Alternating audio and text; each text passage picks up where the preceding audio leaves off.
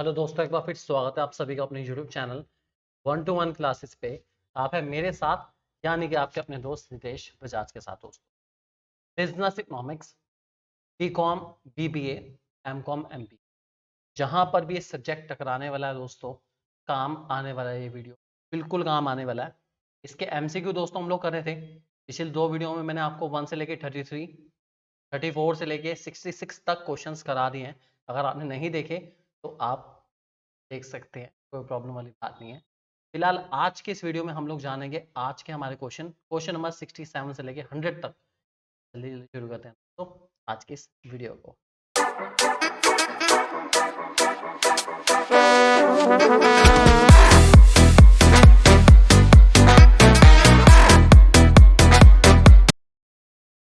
First question, आज का question number 67 आपके सामने आ चुका है दोस्तों। क्वेश्चन है, according to constant return to scale, if k plus l result in p, then okay आपको बताना है यार k प्लस l का रिजल्ट p है, k plus l equals to p है, तो इनमें से कौन सी सिचुएशन बिल्कुल सही मानी जाएगी।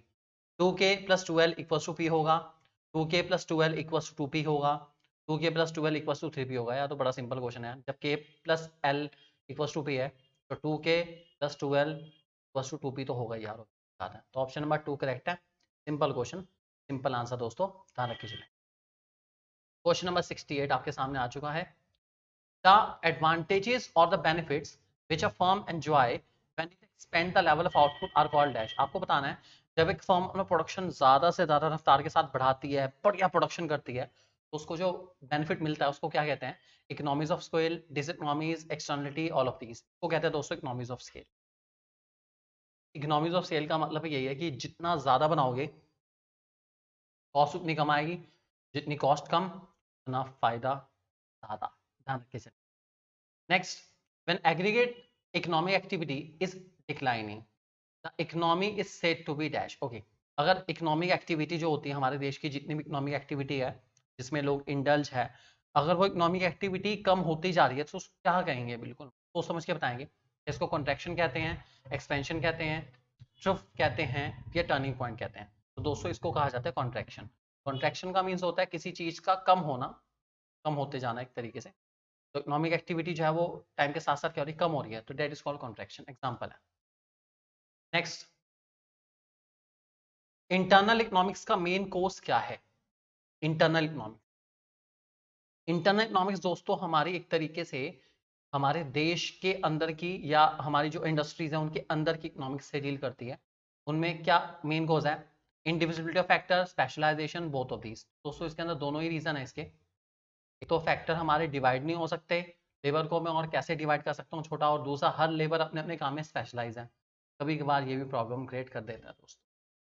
नेक्स्ट हमारे सामने आता है, internal economics is obtained by dash. आपको बताना है इंटरनल इकोनॉमिक्स इनमें से कौन ऑब्टेन करता है। सारी फर्म, कुछ पर्टिकुलर फर्म, दोनों ही कर सकती हैं, सारी भी कर सकती हैं, कुछ भी कर सकती हैं, या फिर कोई नहीं करती। थोड़ा सोच समझ के जवाब देंगे। एक्चुअल में इंटरनल इकोनॉमिक्स हमेशा कुछ पर्टिकुलर फर्म के द्वारा अडॉप्ट करी जाती है, सब इसको अडॉप्ट नहीं करते, ध्यान रख के चले। Next, which of the following is not an essential condition for pure competition. Pure competition के इनमें से कौन सा फीचर नहीं है, बहुत ही सिंपल है यार। Large number of buyer seller, ठीक है, होमोजेनियस प्रोडक्ट, ठीक है, फ्रीडम ऑफ एंट्री, ठीक है, एब्सेंस ऑफ ट्रांसपोर्टेशन कॉस्ट। बहुत सोच समझ के बताना इनमें से कौन सी असेंशियल कंडीशन है। देखो, लार्ज नंबर बायर सेलर होने चाहिए, होमोजेनियस होनी चाहिए, फ्रीडम एंट्री होनी चाहिए, ट्रांसपोर्टेशन कॉस्ट इतना बड़ा इशू नहीं है, हो जाए तो ठीक है, नहीं है तो ठीक है। तो यही हमारा है कि ये कंपलसरी नहीं है, चलता है पूरी। Next, the price prevailing in a very short period is known as dash. जो शॉर्ट पीरियड में प्राइस प्रिवेल करता है मार्केट के अंदर, चलता है, उसको क्या कहते हैं। Equilibrium price, economic price, supply price, या मार्केट प्राइस। उसको दोस्तों कहा जाता है मार्केट प्राइस। ध्यान रखिए चलिए। Next, for maximising profit in short run the condition is dash. Short run की प्रॉफिट इक्विलिब्रियम या प्रोड्यूसर इक्विलिब्रियम की कंडीशन कौन सी है, आपको बताना है। प्रॉफिट को मैक्सिमाइज करने को हम कहते हैं प्रोड्यूसर इक्विलिब्रियम। प्रोड्यूसर इक्विलिब्रियम की कंडीशन इनमें से कौन सी, सोच समझ के बताओ तो माने। A R equals to A C, M R equals to M C, M R equals to A R, M C equals to A C. का सही जवाब है एम आर इक्वल्स टू। एक सेकंड कंडीशन भी होता है कि M C should be rising, ये ध्यान रख के चलेंगे आप, वो हमारी सेकंड कंडीशन। पहली कंडीशन ये है कि M R M C equal होने चाहिए, और दूसरी कंडीशन है M C should be rising. ध्यान रख के चलें। Next, market price of perishable goods is influenced by dash. दोस्तों पेरिशेबल गुड्स हमारे ऐसे गुड्स जो बहुत जल्दी खराब हो जाते हैं, ऐसे गुड्स के प्राइस को कौन इन्फ्लुएंस करता है? डिमांड, सप्लाई, दोनों या कोई नहीं? दोस्तों सबसे ज्यादा इसको इफेक्ट करता है डिमांड, क्योंकि बहुत जल्दी खराब होने वाले हैं। तो इनकी डिमांड बहुत ज़्यादा है ना, बहुत ज़्यादा डिमांड है, तो इनको फिर भी सस्ते बेचे जा सकते हैं। अगर इनकी डिमांड कंपैरेटिवली कम है तो इनके रेट हाई चार्ज करने पड़ेंगे, क्योंकि खराब हो जाएंगे। ये तो स्पेशल डिमांड पे ही आएंगे ना, ऑब्वियस ही बात है, नहीं तो कौन मंगाएंगे इनको, तो जल्दी खराब हो जाते हैं, इंसान थोड़ी ना सहन करेगा कोई। Next, in a perfectly competitive market, that is perfect competition, the firms will be dash. Okay, firm क्या होती है? Price maker, price taker, restricted entry होती है, producing a product which will be different from its competitor. क्या होती है firm? Price maker होती है, टेकर होती है, क्या होती है? सबको पता है यार इसके अंदर कि जो परफेक्टली कॉम्पिटिटिव फर्म है, ठीक है, एक फर्म की बात चल रही है, perfectly competitive market, then the firm. Okay, आपको बताना है फर्म क्या होगी। मार्केट तो प्राइस मेकर होती है, फर्म होती है प्राइस टेकर। देखो कंफ्यूजन क्रिएट कर जाते हैं कभी एक बार क्वेश्चन। उन्होंने फर्म का पूछा है, तो फर्म क्या होती है? प्राइस टेकर होती है, जबकि मार्केट प्राइस मेकर होती है। ध्यान रखे चले। Next, in a perfect competitive market demand curve of the demand is. Okay, demand curve की शेप कैसी होती है यार? बहुत सिंपल है। परफेक्टली कॉम्पिटिटिव मार्केट में डिमांड कर्व की शेप होती है परफेक्टली इलास्टिक, कि प्राइस में चेंज नहीं आता, डिमांड बढ़ती घटती बढ़ती घटती रहती है, प्राइस में चेंज आता है नहीं बिल्कुल भी। ध्यान रख के चलेंगे। Next, according to Chamberlin, which of the following factor is not found in pure competition. Pure competition में इनमें से कौन सा फैक्टर आता ही नहीं है? आपको सोच समझ के बताना है। Homogeneous goods, large number of buyer and seller, perfect knowledge, या फ्री एंट्री एंड एग्जिट। दोस्तों परफेक्ट नॉलेज नहीं, प्योर कॉम्पिटिशन में किसी को भी परफेक्ट नॉलेज नहीं होती, इस बात को ध्यान रख के चलेंगे, भूलेंगे बिल्कुल। Next, consumers are likely to get a variety of goods under dash. Okay, कौन से वाली केस में कंज्यूमर को वैरायटी मिलती है? बहुत माल है यार, बहुत तरह के माल है, तो मोनोपोली में परफेक्ट कंपटीशन में, ओलिगोपोली में मोनोपोलिस्टिक कंपटीशन। का सही जवाब है मोनोपोलिस्टिक।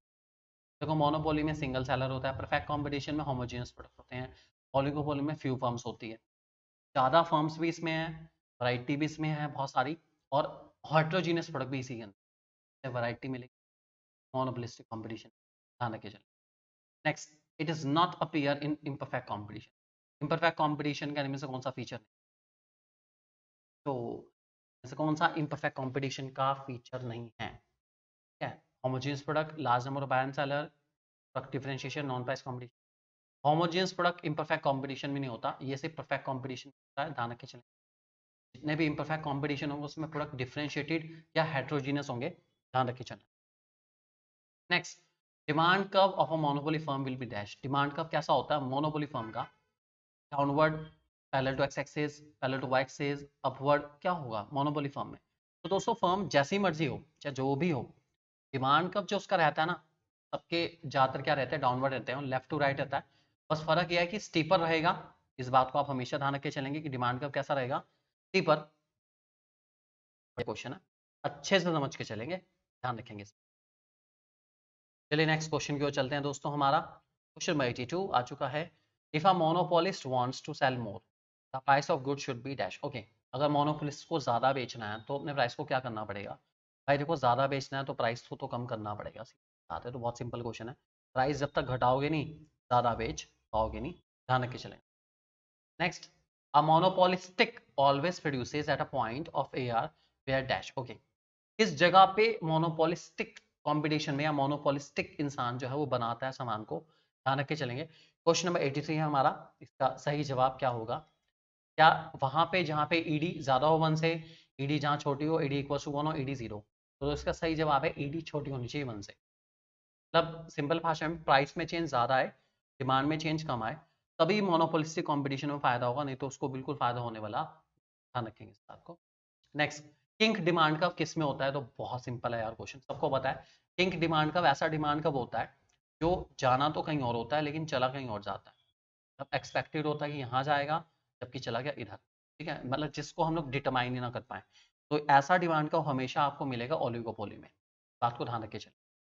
नेक्स्ट क्वेश्चन हमारा, under which model it is assumed that rival seller will not change his output. Okay, किस मॉडल में इस बात को एज्यूम करा जाता है कि राइवल फर्म मतलब जो दूसरी फर्म है जो जैसा हमारा माल है वैसे ही बना रही है, वो अपने प्राइस या आउटपुट चेंज नहीं करेगी। ऐसा तो दोस्तों हमारा कॉर्नेट मॉडल में इस बात को ध्यान रख के चलेंगे, इसमें ही राइवल फर्म के आउटपुट को कांस्टेंट मानते हैं, ध्यान रखेंगे। Next, under non collusive oligopoly a firm can not earn profit by lowering the price because non collusive oligopoly में फर्म जो है ज्यादा पैसा नहीं कमा सकती प्राइस घटा के, क्योंकि सोचो एक बारी क्या हो सकता है इसका सही जवाब। राइवल फर्म रिएक्ट करेगी, राइवल फर्म रिएक्ट नहीं करेगी, राइवल फर्म है नहीं बिल्कुल भी, राइवल फर्म इग्नोर करती है एक्शन को, अपनी पॉलिसी चलाती है। तो यह है दोस्तों राइवल फर्म रिएक्ट अगेंस्ट। आप जब कंपटीशन बहुत ज़्यादा बढ़ जाता है ना, कॉल्यूसिव में तो ग्रुप चलता है, नॉन कॉल्यूसिव में ग्रुप नहीं चलता। सब एक दूसरे के टांग खिंचाई में लगे रहते हैं, तो 2 गिराएगा मैं 4 गिराऊंगा। एक दूसरे के इस लेवल तक कंपटीशन हो जाता है कि सामने वाले को देखते हुए अपने आप को नुकसान पहुंचा लेंगे, लेकिन सामने वाले का काम खत्म करना है बिल्कुल। तो इसलिए कोई फर्म जब अपने प्राइस नहीं गिराती क्योंकि पता है राइवल फर्म उससे ज़्यादा गिरा देगी, बहुत बुरा हाल होता है। Next, in a long run firm by employing units of factor of production gets dash। Okay, long run में फर्म को क्या मिलता है, सीधी सी बात है, आप प्रोडक्शन बढ़ा रहे हो, सब कुछ कर रहे हो, आपको क्या प्रॉफिट मिलेगा, नॉर्मल एबनॉर्मल नॉर्मल लॉस सब मिलेगा। सोचो सोचो सोचो सोचो सोचो, भाई मिलने वाला नॉर्मल प्रॉफिट। लॉन्ग रन में सबको मिलता ही नॉर्मल, नॉर्मल प्रॉफिट से ऊपर मिलता है। Normal profit as a part of total cost, सीधी सी बात है, बस खर्चा आई चलाई के लिए खर्चा मिलेगा, इससे ज़्यादा मिलेगा। नेक्स्ट, परफेक्ट कॉम्पिटिशन में a factor is demanded to that point where. Okay भाई, अ फैक्टर इज डिमांड, एक फैक्टर प्रोडक्शन कब डिमांड होता है तो समझ के बताना है आपको, ठीक है। परफेक्ट कॉम्पिटिशन, तो ऑप्शन आपके सामने आ रहे हैं, जब एमआरपी बड़ा होता है, एआरपी इक्वल होता है, एमआरपी इक्वल होता है प्राइस के, या एमआरपी इंक्रीज होता है और प्राइस डिक्रीज। दोस्तों, जब एमआरपी और प्राइस मतलब बनाने की कॉस्ट और बेचने की कॉस्ट मैक्सिमम हो जाती है, बराबर हो जाती है, तब फैक्टर की डिमांड रह सकती है, ध्यान रखिए। Next, Ricardian theory of friend and modern theory of friend are dash. आपको बताना है रिकार्डियन और मॉडर्न थ्योरी में क्या फर्क है, क्या दोनों सेम है, अलग है, थोड़ी सी अलग है, या भी नहीं है, कोई रिलेशन ही नहीं। तो दोस्तों ये दोनों थ्योरी हमारी बिल्कुल डिफरेंट है, गार्डियन और मॉडर्न बिल्कुल डिफरेंट है, इस बात को ध्यान। Next, the rent of land is a return for the use of the original and indestructible power of the soil was the essence of theory proposed by dash। Okay भाई, किसने कहा था कथन, क्या है ये कथन, क्वेश्चन नंबर 19 में कौन है ये महाशय जी बोला, कौन है, Adam Smith, David Ricardo, J S Mill, Alfred Marshall. इस जवाब है डेविड रिकार्डो का, ध्यान रखिए। Real wages refers to the net worth of the workers money remuneration in terms of dash. Okay, real wages किस टर्म में होते हैं, बेसिकली सेटिस्फैक्शन की टर्म में, मनी की टर्म में, गुड सर्विस की टर्म में, एंजॉयमेंट की टर्म में। सोच समझ के जवाब दीजिए, इसका सही जवाब है गुड्स एंड सर्विस के।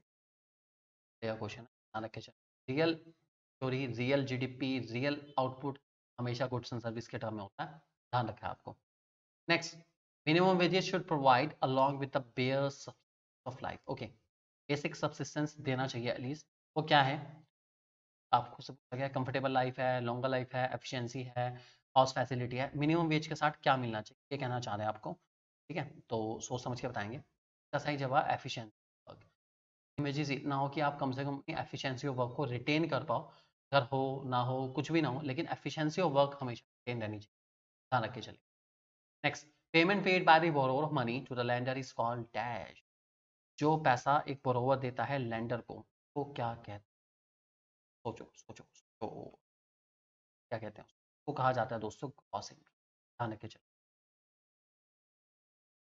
विच of the following is not a source of supply of loanable funds. इनमें से कौन सा लोनेबल फंड्स की सप्लाई का सोर्स नहीं है, सोच समझ के बताएंगे आप लोग 94 क्वेश्चन को। Hoarding, note issue, saving, dismiss, का सही जवाब है दोस्तों होर्डिंग, ध्यान रख के चलिए। Next, under perfect competition the supply curve of entrepreneurship of an industry is dash. भाई परफेक्ट कंपटीशन में सप्लाई कर्व कैसा होता है, सोचो सोचो, इंडस्ट्री का वो भी, भाई क्या हो सकता है, horizontal, upward sloping, down sloping, circular. का सही जवाब है दोस्तों हॉरिजॉन्टल, सप्लाई भी कांस्टेंट हो जाती है एक, सप्लाई भी constant. Next, risk bearing theory of profit किसने दी थी और कब दी थी, बता रखा है आपको। रिस्क बियरिंग थ्योरी कब आई थी, सोचो सोचो सोचो, कब आई थी, 1916, 1920, 1970, 1900। सही जवाब है 1907, ध्यान रखेंगे। Next, Prestige price policy method is applied. Okay, किस तरह के गुड्स में अप्लाई होता है ये? एसेंशियल, कंफर्ट, लग्जरी या नन ऑफ दीज?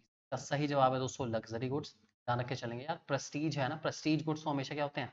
लग्जरी होते हैं, आपको बताइए। Next, price policy is determined by home? किसके द्वारा प्राइस पॉलिसी डिटरमाइन करी जाती है? टॉप लेवल है, मिडिल लेवल है, लोअर लेवल है, कौन करता है? इसका सही जवाब है दोस्तों टॉप मैनेजर। मालिक ही तो बताएंगे प्राइस थ्योरी के बारे में, प्राइस तो वही फिक्स करेंगे ना, मिडल लोअर तो ना फिक्स कर सकते हैं। Next, right to price control on the things to government. Okay, कौन सी कॉमोडिटीज या कौन से एक्ट के according right to price control है दोस्तों? 1955, 65, 51, 75 कौन सा एक्ट है? यह दोस्तों हमारा 1955 का एक्ट। ध्यान रखिए। Last question, the lowest point in a business cycle is called? Business का क्या कहलाता है? बिजनेस की साइकिल चलती है ना, द लोएस्ट पॉइंट, ये बिजनेस साइकिल चल, ये पॉइंट क्या क्या कहलाएगा? Expansion, boom, peak, trough. देखो एक्सपेंशन वाला तो काम बढ़ना है, ये एक्सपेंशन है, ये जो फेस ऊपर जाने का ये बूम है, ये सबसे ऊपर जाएगा पीक है, मान लो जैसे पीक है, ये हमारा रह गया कौन सा? थ्रो। ध्यान रख के चलेंगे दोस्तों। ये थे हमारे कुछ बेहतरीन से ज़्यादा इंपॉर्टेंट आप लोगों के लिए दोस्तों बनाए गए स्पेशल पूरे 100 क्वेश्चन बिजनेस इकोनॉमिक्स से रिलेटेड, जो आपको बहुत हेल्पफुल करने वाले हैं और आपको डेफिनेटली पेपर में ज़रूर मदद करेंगे। इनमें से बहुत सारे पेपर आने वाले हैं, तो एग्जाम के लिए दोस्तों ऑल द बेस्ट। पूरा विश्वास है ये सारे क्वेश्चन आपके लिए बहुत हेल्पफुल रहेंगे। Thank you very much and God bless you. All the best for the exam. खुश रहिए हमें।